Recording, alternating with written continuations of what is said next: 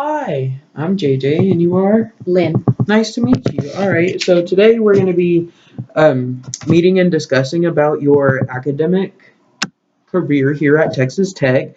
So, pretty much just advising. So, um, what exactly is your major, or what do you plan to major in?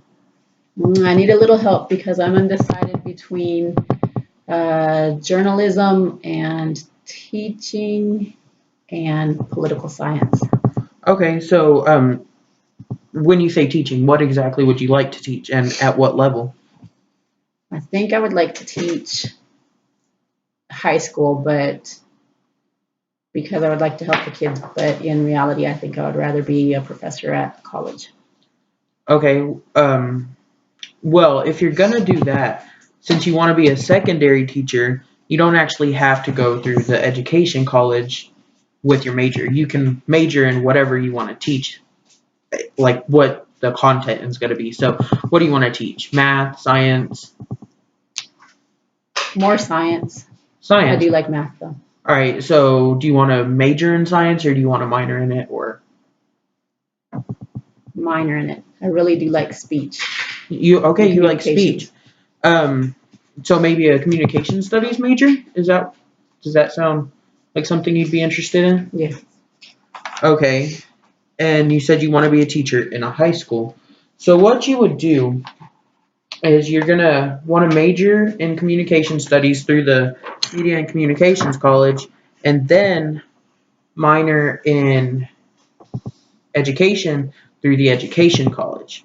And you'll have to meet with the advisor there for like what you actually need to do, the courses that you need to do, and how to actually go about getting your certification. And there are other ways. So you could do it aside from the education college if you did want to minor in a science, like you said. But we'll get to that in a minute. Have you considered graduate school at all?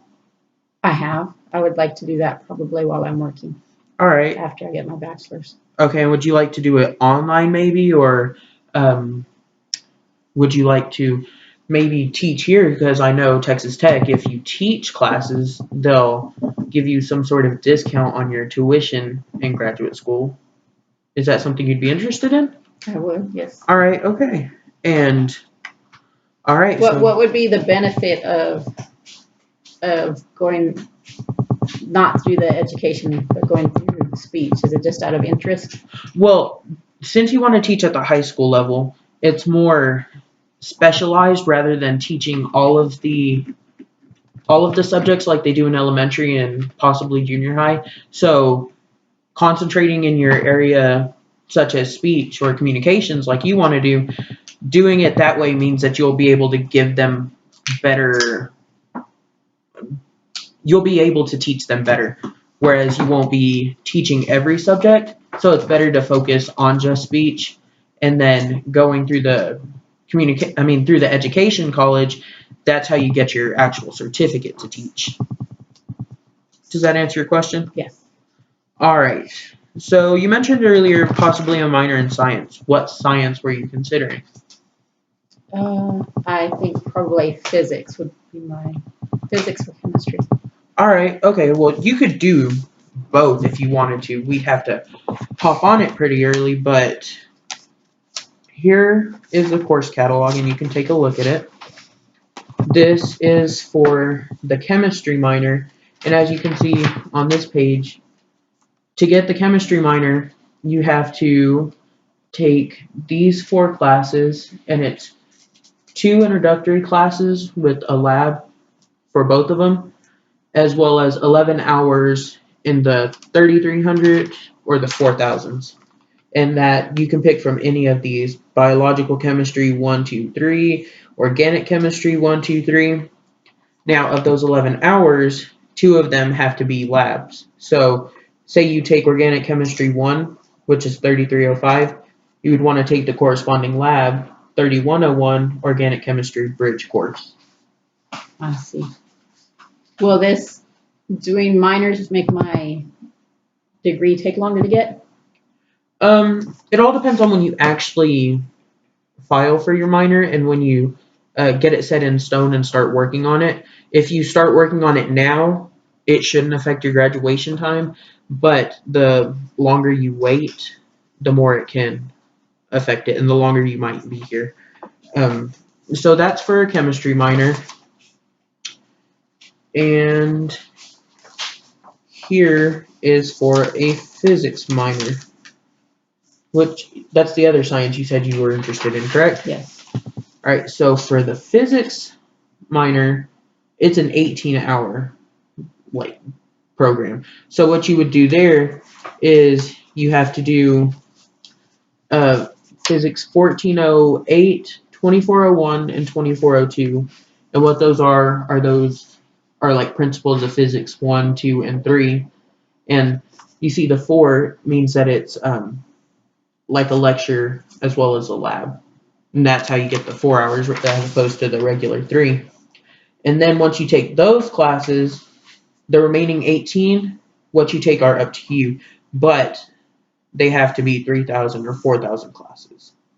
So, again, the earlier you start it, the less it limits you in what classes you can take because, like, some of them say prerequisites are, say, 2305, and that's not a prescribed class that you have to take for the minor, but say you want to take a class that requires it, that means you can take both of them and it won't affect your graduation time. So, again, starting earlier on it is very beneficial. Is it beneficial to have a minor? Yes, especially since you want to be a high school teacher. It makes you a lot more marketable as far as you're able to teach more than just the one subject that you specialize in.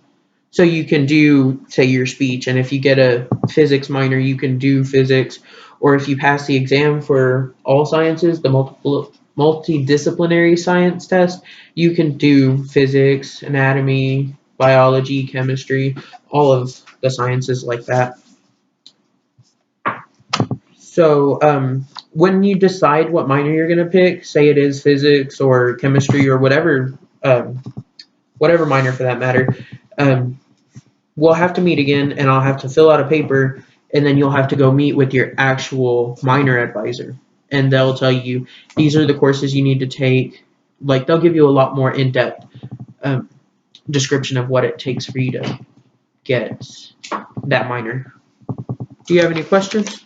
Does it cost more to have a minor? Um, Again, it depends on how early you start. Because if you start it late and you're here longer, then that's more tuition that you have to pay and fees. But if you start it earlier, then it just goes along with all of your other classes, and then it can count towards some of your other requirements towards your degree. So, like, um, classes for, say, a comm studies major, if you want to look over here, um, what you have to get is 120 hours to meet the degree requirement, but within that you have your Texas requirements, and then like the Texas Tech University requirements, your college requirements like the media and communications, and basically what those are those like introduction to the college, like to get you more equipped. Like these are people that you should meet. These are people that focus in this area. So if you're interested in that, you should meet up with this person because they would be able to help you the best. Or like the history of media and communication, or like mass comm law.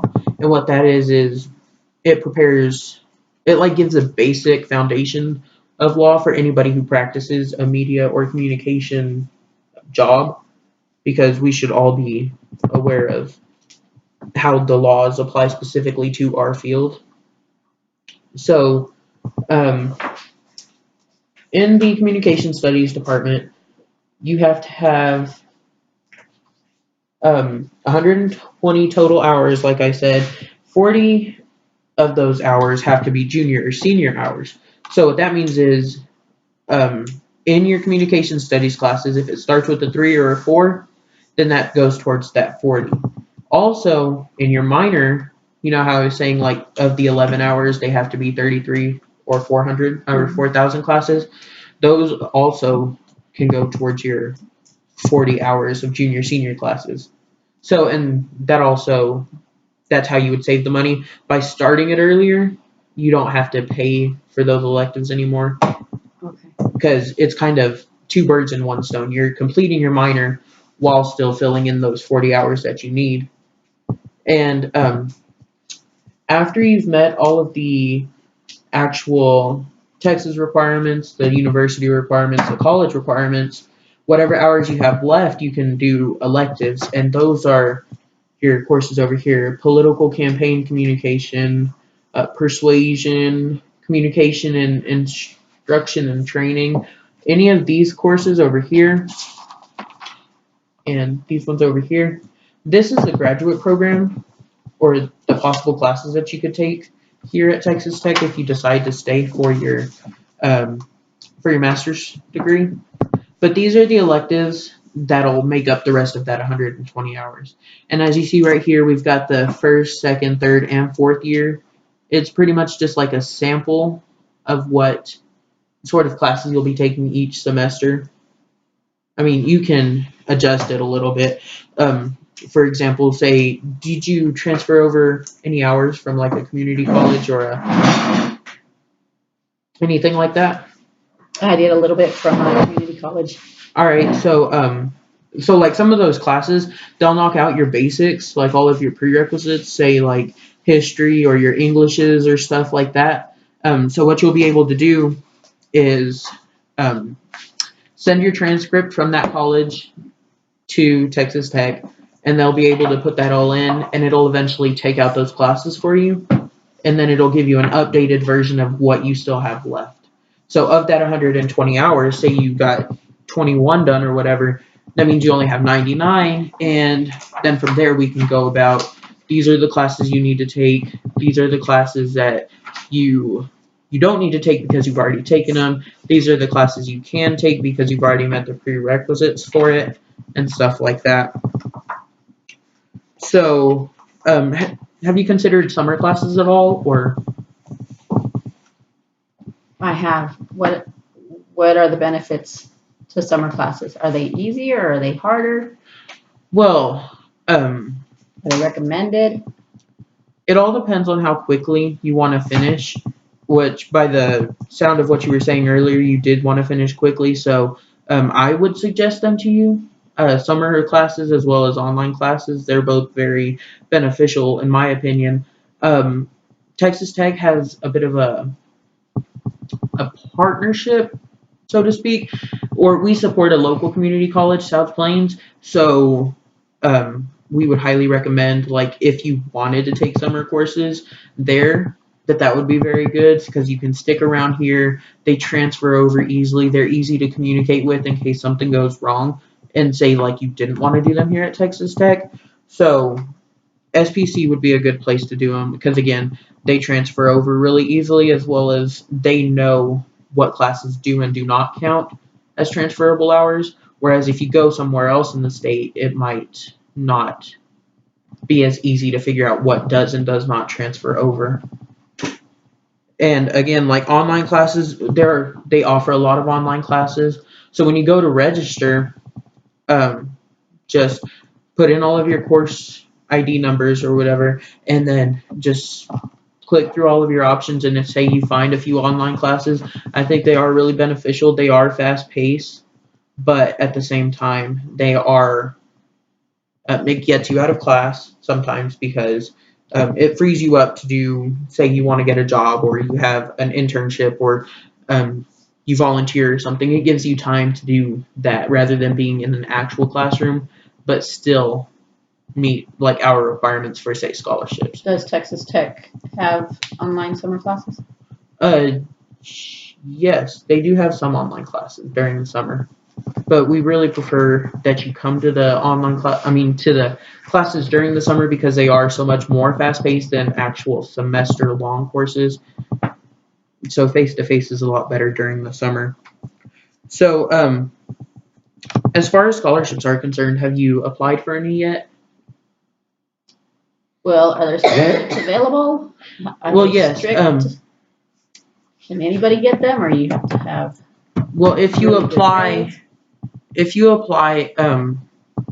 you can do it through just the college, like the Media and Communications College, or you can do it through the entire university. And those are a lot more competitive, but again, very beneficial because it's free money. Um, but for scholarships that you do get, you will probably have to be required to do, say, a service project where you go and volunteer, meet so many hours, and get a form filled out, and turn that back into whoever's in charge of your scholarship. And um, also, there are a lot of them that have to be renewed. So if they can be renewed, you need to make sure that you know about it so that you can make sure to meet that application deadline so that you can renew it. Or if it can't be renewed, be aware of other scholarships that you could apply for. Mm. Do I have to look and Google a lot of things, or do they email me, or is there some broad, Um, like a certain website I can go to, or do I just have to find whatever kind of scholarships and apply? if you go to Texas Tech's website, ttu.edu, you can go to any of their colleges and departments from there. So go to like ttu.edu and look up College of Media and Communication, and it should take you to our homepage. And from there, it's easy to navigate. You can find the media and communication scholarships, and from there you could apply, see what all is available, see what are all the requirements for it, and stuff like that. And there's also a campus directory, and that should be able to get you pretty much anybody's information that you need. Or if you need to, email me and I can give you their information and I can make sure that you get in touch with them. They're pretty good about answering their emails in a timely manner. And how about studying abroad? Have you considered studying abroad? Well, it sounds interesting, but I think it would be distracting and maybe more expensive than I can do. Oh, well, see, as far as expenses are concerned, they have a lot of scholarships for those for study abroad programs completely separate of your actual semester coursework. And as far as being distracted, it's it's during shorter periods of time. Like you can do a semester long course, but you can also do like mini semester like in May, or like you can go during the summer for a few weeks. It all depends on what program you pick, but also the cost varies depending on the program that you pick. But again, they've got a lot of scholarships that you can apply for, and that'll help out a lot. And the time that you spend studying abroad, it gives you credits towards graduation. Yes. So like through the Media and Communication College, I know there are several places you can go, like New Zealand, and again, you don't have to go specifically through our college. Say you want to do a 3300 class through, say, the foreign language department, and you go to Spain, that would go towards your 40 hours of junior senior coursework because it's a 3300 class, as well as it gives you that opportunity to study abroad. Um, we've already talked about transferring hours. Would you consider, like, what are you planning to do as far as housing? Do you want to live on campus? Do you want to file for an exemption? Or Um, what are the benefits? Is there benefits to living on college, or benefit? I mean, what are the pros and cons of each? well, I think living on campus, it gives you the opportunity to use a lot of our facilities, which are really top notch. You can use the library at any time that you want, and they've got several computers. They've got an insane amount of books that you could use to do research. Um, it also gives you a lot more opportunities to like engage with, say, your teachers, your other classmates, and get more involved in group activities and organizations. So I would highly recommend it because it gives you just an all-around better experience as far as getting involved. Whereas living off campus, it's a little more detached. And Well, the one thing that bothers me, or I'm concerned about, is the expense. It's more expensive to live on campus than it is off, is it? well, it's pretty relative. It all depends on a number of things, like when you live on campus, how do you plan to pay for your food? Do you want to get a meal plan, or do you want to go shop for your own food where you can buy something, say, cheaper? Or if you do get the meal plan, the food's almost always prepared for you already. So there's that, and that's just for the food. Also, there's the transportation. If you live on campus, or yeah, if you live on campus, you don't have to drive because we've got buses that go from early in the morning to late at night. So transportation isn't a big issue, and they go off campus too, so you can make your way around Lubbock as well. And if you lived off campus, you would have to drive from wherever you do live to campus, back, and then wherever else you would need to go. Um, as far as actual board fees, um, I would say that living off campus has a little bit of an advantage there because the cost of living here, it goes up, and therefore the entire cost goes up. Whereas if you live at home, say it costs about the same, but you're able to take more hours, whereas they aren't taking as many hours and they're living here. So again, if you're trying to get done early, that might be something that you would be interested in because it would save you money and allow you to get more hours in. That's just a sacrifice. Yeah. And it really all comes down to just whatever you want personally. So, do you have any more questions? No, I think that's it. I think I have some stuff to think about so I can make my decision, but you definitely help persuade me more towards certain things that I've been thinking about. All right. Well, if you have any questions, feel free to contact me at any time. Okay. All right. Thank you. Thank you.